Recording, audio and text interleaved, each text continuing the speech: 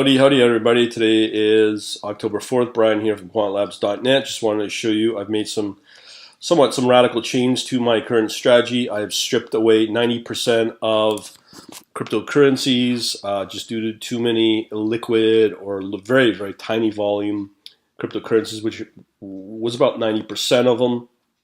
So I'm only focusing on the top 10%, top 30, let's say, and they are paired against either Ethereum or Bitcoin. So that's number one. Number two, wanted to show you I can track the hourly change and the 3-hour change because anything beyond that is really irrelevant. But when you look at this SIA coin, you can clearly see this is the most profitable one with the highest change over an hour at 24%.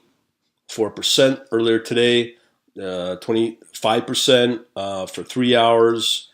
Next one at 20%, and that's SIA coin against Bitcoin. First one, SIA coin against Ethereum, so on and so forth. So there is some mad money to be made there just alone on Binance. You got to know how to time it. Another big change that I made to the strategy, I've split up the download feature, so it's currently running right now, and it downloads everything, but when it comes to the risk, as I call it, risk, right now, let me just check on it. The database somewhat changed, so I'll get the latest changes here. So earlier today, it was quite high. 1.7 was the weighted average. We are clearly down here with 3 of the 5 negative. So that data is against US dollar using Coinbase. That's measured every hour. On top of that, we have also a measurement every hour to get those coins that are in this position, what I call the most profitable, to have the highest hourly change. We do that every hour, and it resets the database or this watch list crypto. So that's the first split of the strategy. The other split was concerning just watching the watch list, you can see here, and then there's another part that will start up the position manager. That's watch list is every 5 minutes, and the positions check every minute. So it's pretty quick. There are right now only one signal lately in the last minute, I guess, or yeah, last minute or two, Steem, BTC.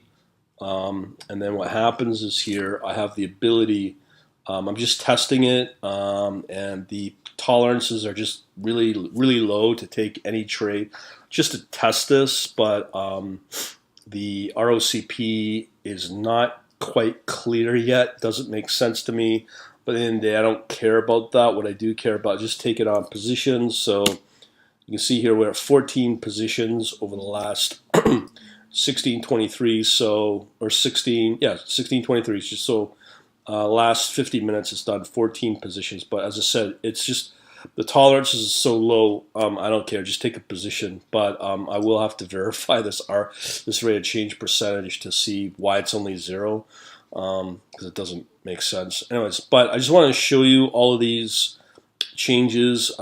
This split between these two functions of the downloading and what I call the pricing, again, for the watch list and the position, it just makes the strategy 50 times faster at both ends. Yeah, so not 50 times, half. It cuts down the time for both functions in half, for both time to be processed properly. So that's pretty well it. So all in all, I have very few scripts now, and as I said, I split up the scheduling on the price, scheduling on the download. Everything else kind of remains the same, has been renamed, and the only other differences I showed you is this one that will download the most profitable or highest hourly change data in there. So All the spreadsheets are available here, as you could probably see. Let me just see if there's any other spreadsheets. Okay, so essentially what I have here is, let me just show you the 4. These will most likely be put up on my analytics more in real time, but again, I just can't pollute my backend in the analytics because it just because of that, it just gets crazy. So here's the latest change. So again, still the SIA coin SC Ethereum is still got the highest percentages. We can also check, as I said, on the 3-hour. And let's see what else we have here. So also I can track how my positions have done as the system's been running. So I might be able to post that as well. So you can see here we keep track of the date, time of that position, the closing price, again the rate of change. So here's our closing price, rate of change. Again, not working as it stands, but we shall obviously prove that. So what else? What else? Again, these are in real time. Positions, XLS.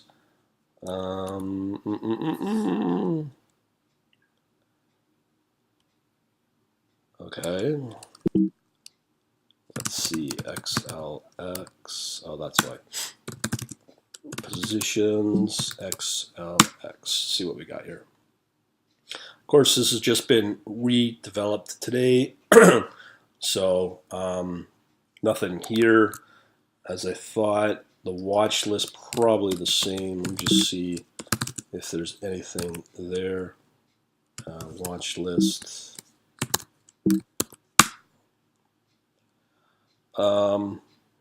Yeah, so this is the current watch list. Not much, just at, the time that the pair was added to the watch list. So let me just see if it's in sync with this. I think it probably is. So yeah, it's pretty well in line. So that's good. What else? What else? What else? There's gonna be a lot more, but it's gonna be pretty bang on once we get it all rolling out over the next probably hopefully a couple of days. Let me just see what else we've got here. We got our P&L. We've got our data. Oh yes. Let's see. Crypto risk. That is something I haven't looked at yet. This is all new to me. I know what the report is. See if it regenerates anything.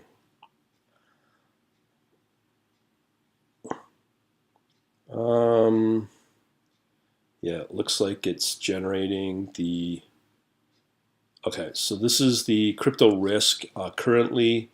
So it's basically this. So what we have here, if you watched a video on the different modes I have for this system, so we have anemic, and that's the aggregated average of the 5 pairs here, which are the 5 biggest: Bitcoin, Bitcoin Cash, Litecoin, Ethereum Classic, Ether against the US dollar. So 2 of them are between 0 and 5% move, and 3 of them are negative. Let's see what else we have here. There is a lot more. A lot of people ask about the logs. Let me just show you. This is pretty good, but I don't think I can upload these because this is changing literally every minute. So when you look at the logs, just want to make sure it doesn't conflict. Ooh. Okay, so what we have here are the positions at the time, and then we have, again, if I wanted to set a virtual stop loss, I could do that here. But but this is what I'm tracking is the rate of change. But again, the tolerances are so low right now, but it gives you an idea of what I'm tracking. And then we have the close the trade at this closing price.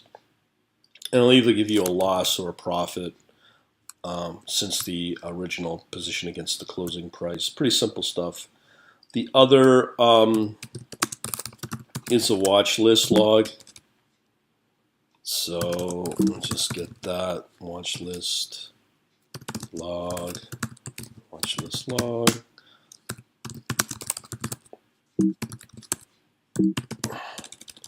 There we go. So obviously we're tracking RSI on the 5, 15 minute, 1 hour, and the rate of change for all those time frames, and the closing price, and again volume's another big factor as well. Yeah. Plus I can also track things like testing before I take on a position. We test the momentum, and pretty well it's the same answer we get through the TA-lib technical analysis library using regression or ROCP, but there's a certain threshold we look for before it takes on the trade, and if it doesn't, then we don't take the trade. It's like a second filter. And also I remove from the database on the watch list if there's too many negative movements for particular pairs. I don't know how many they are. I think it's like 5 or something, or I don't know. Can't remember how the parameter. But if there's too many, we just get rid of it remove it off the watch list. So that's pretty well how it all works so far, and that's pretty well it. Let me see if there's been any new positions added. But everything seems to be running okay. I think there's 14 positions. P&L. Yeah, so these are what was taken on, but as I said, I gotta track what's going on with the rate of change on the delta between the original and the closing price. All right, that's pretty well it. Hopefully you like it. Talk to you later. Let me know what you think.